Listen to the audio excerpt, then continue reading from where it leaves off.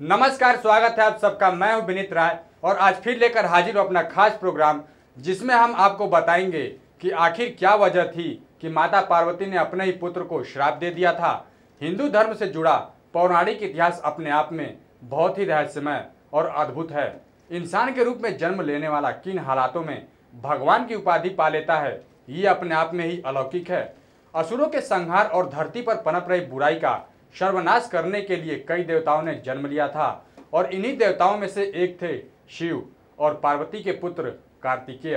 पुराणों में लिखा कार्तिकेय के जन्म की कथा के अनुसार पिता दक्ष के द्वारा किए गए अपने पति भगवान शिव के अपमान से क्रोधित होकर सती दक्ष के द्वारा आयोजित यज्ञ की अग्नि में ही आत्मदाह कर लेती हैं। धार्मिक पुराणों के अनुसार माता पार्वती ने कई रूप धारण किए हैं। जब बात माँ और बेटे की होती है तो यही कहा जाता है कि कोई भी बात हो जाए, माँ अपने बच्चे की रक्षा के लिए कुछ भी कर जाती है। लेकिन आप इस बात पर क्या कहेंगे कि पूरी दुनिया जिन पार्वती माँ को पूजती है, उन्होंने एक बार अत्यधिक क्रोधित होकर खुद के पुत्र कार्तिक को ही श्राप दे दिया था। इस पूरी घटना के पीछे हिंदू के स्कंद पुराण में एक कथा है और भगवान शिव का विवाह राजा दक्ष की पुत्री सती से हुआ था। तो आइए जानते हैं कार्तिकेय के बारे में अपनी इस रिपोर्ट में विस्तार से। पुराणों में लिखा गया कार्तिकेय के जन्म के कथा के अनुसार पिता दक्ष द्वारा किए गए अपने पति भगवान शिव के अपमान से क्रोधित सती दक्ष द्वारा आयोजित यज्ञ की अग्नि में ही आत्मदाह कर लेती हैं। सती की मृत्यु के बाद जहां एक तरफ सृष्टि शक्ति विहीन हो जाती है, वहीं भगवान शिव भी हिमालय जाकर तप करने लगते हैं।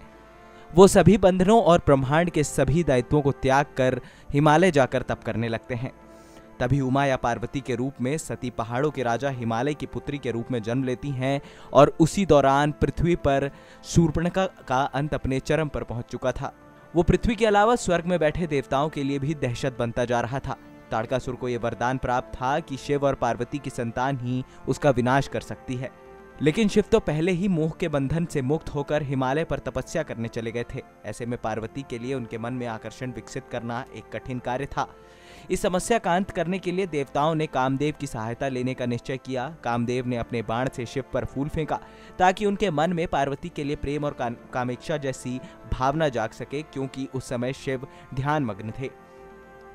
कामदेव के बाण की वजह से उनके ध्यान में खलल हुई थी, जिसकी वजह से शिव अत्यधिक गुस्सा हो उठे और उन्होंने अपनी तीसरी आंख से कामदेव को भस्म कर दिया।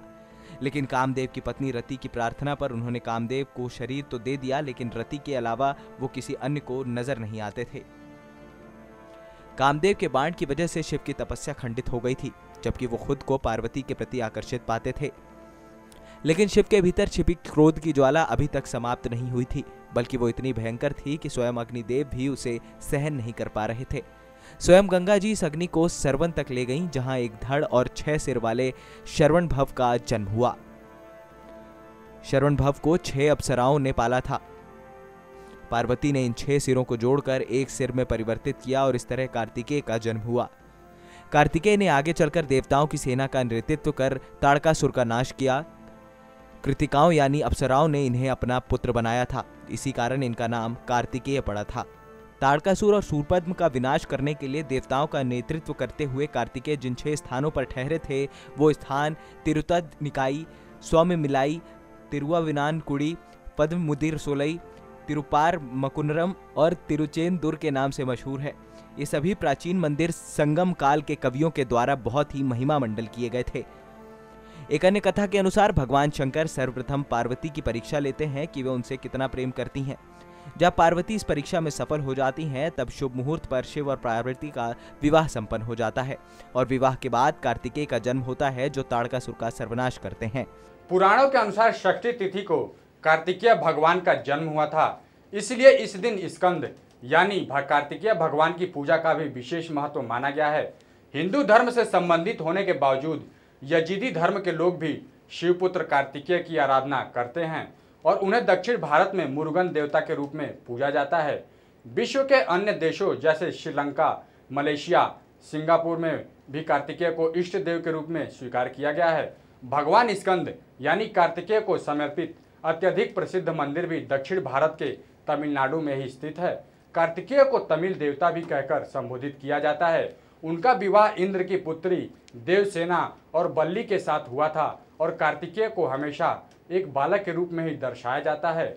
वो विवाहित हैं, महायोद्धा हैं, लेकिन फिर भी उनका स्वरूप एक बालक का ही है, क्योंकि उनकी माता पार्वती ने उन्हें एक ऐसा श्राप दे दिया था जिसके बाद वो कभी अपनी बाल्यावस्था को त्याग नहीं पाए।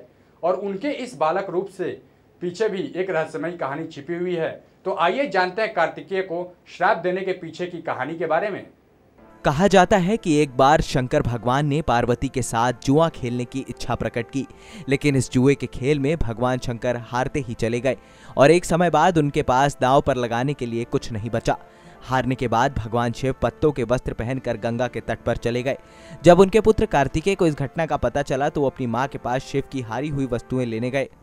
कार्तिकेय ने भी अपनी मां के साथ जुआ खेला, लेकिन इस बार पार्वती हारती नहीं। अपनी मां को हराकर कार्तिकेय अपने पिता का सामान लेकर लौटकर गंगा के तट पर आए। शिव और सभी वस्तुओं को खोकर पार्वती बहुत ही निराश हो गईं। उन्होंने अपने दुख का कारण अपने पुत्र गणेश को बताया और वो अपनी मां की समस्या का समाधान करने के लिए खुद अपने पिता शिव के पास जुआ खेलने पहुंचे। जुए के खेल में अपने पिता को हराया और सारी वस्तुओं के साथ अपनी मां के पास लौट आए। उन्हें देखकर पार्वती बोली कि उन्हें अपने पिता को भी साथ लाना चाहिए था। तब गणेश फिर से अपने पिता की खोज के लिए निकल गए। हम आपको बता दें कि उन्हें हरिद्वार जाकर शिव के दर्शन हुए और उस समय भगवान शिव, विष्णु और कार्तिकेय गंगा के किनारे भ्रमण कर रहे थे। भोलेनाथ ने कहा कि अगर पार्वती फिर से एक बार उनके साथ जुआ खेलती हैं तो वो वापस चलने के लिए तैयार हैं। भोलेनाथ के कहने पर विष्णु पासे के रूप में जुए के खेल में शामिल हो गए। गणेश जी ने दिलासा दिया कि पार्वती उनके साथ अवश्य खेलेंगी। जब गणेश अपने पिता को लेकर पार्वती के पास पहुंचे तो उन्हें फिर से एक बार जुआ खेलने के लिए कहा तो पार्वती हंसने लगी और उन्होंने शिव से कहा कि उनके पास ऐसा कुछ भी नहीं है जिसे जुए पर दांव पर लगाया जाए। इतने में वहां नारद आ गए, जिन्होंने अपनी वीणा और अन्य सामग्रियां शिव को दे दी ताकि वो जुआ खेल सके। जुए का खेल शुरू हुआ और पार्वती लगातार हारने लगी और विष्णु पासे के रूप में शिव के अनुसार चल रहे थे, जिसके परिणाम स्वरूप पार्वती को हर बार हार का सामना करना पड़ा। गणेश जी समझ गए कि पासे उनके पिता के अनुसार चल रहे हैं और उन्होंने ये सारा रहस्य अपनी माता को बता दिया। सारी घटना को सुनने के बाद पार्वती क्रोधित हो गईं और सभी को श्राप दे दिया। उन्होंने भोलेनाथ को श्राप दे दिया कि गंगा की धारा का बोझ हमेशा उनके सिर पर रहेगा और नारद को हमेशा भटकते रहने का श्राप दिया। भगवान विष्णु को यह श्राप दिया कि रावण उनका सबसे बड़ा और ताकतवर शत्रु होगा और साथ ही अपने पुत्र कार्तिकेय को भी यह श्राप दिया कि वो हमेशा बाल रूप में ही रहेंगे।